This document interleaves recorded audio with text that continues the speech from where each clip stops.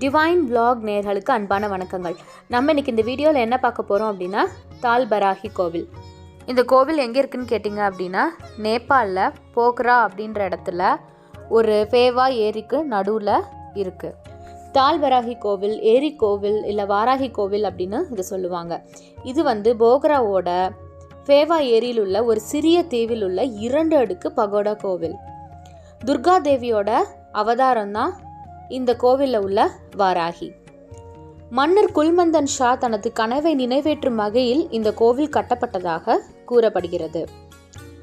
இந்த கோவிலில் ஆடுகள், வாத்துகள், கோழிகள் மற்றும் பிற விலங்குகள் அவரது நினைவாக பலியிடப்படுகின்றன. மேலும் புறாக்கள் பறக்க கற்றுக் கொடுக்கப்படுகின்றன.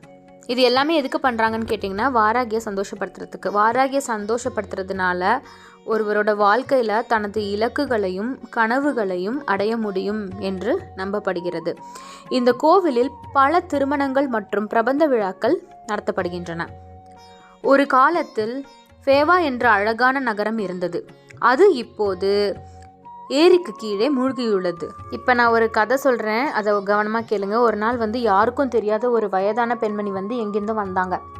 அந்த பரபரப்பான நகரத்துக்குள்ளே தெருக்குள்ள நடந்து ஒவ்வொரு வீட்டோட கதவை தட்டி சாப்பாடுக்குன்னா கெஞ்சினாங்க. ஆனால் ஒருத்தரும் அவங்கள கண்டுக்கலை.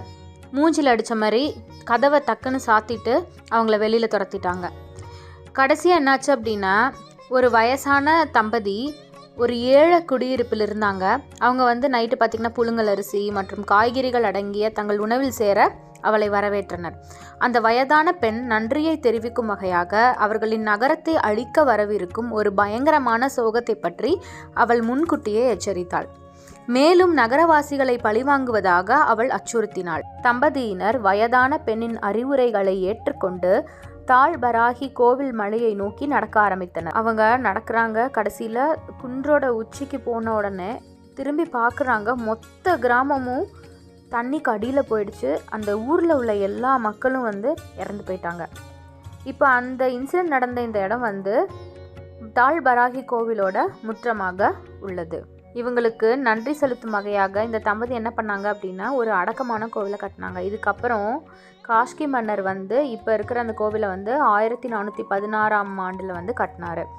இந்த கோவிலுக்கு எப்படி நீங்கள் போகணும் அப்படின்னு கேட்டிங்கன்னா படகு மூலமாக மட்டும்தான் போக முடியும். 1864ஆம் ஆண்டு மன்னர் குல்மந்தன் ஷா தனது ஆட்சியின் போது அவருக்கு வந்த கனவுக்கு பிறகு ஏரியின் நடுவில் சிறிய கோவிலை கட்டினார். நேபாளத்தில் அவளை பராகினும், ராஜஸ்தான், குஜராத்தில் இவளை தண்டினி அப்படின்னும் போற்றப்படுகிறாள். மார்க்கண்டேய புராணம் வராகியை வரம் அளிப்பவராகவும் வடக்கு திசையின் ராஜாவாகவும் போற்றுகிறது.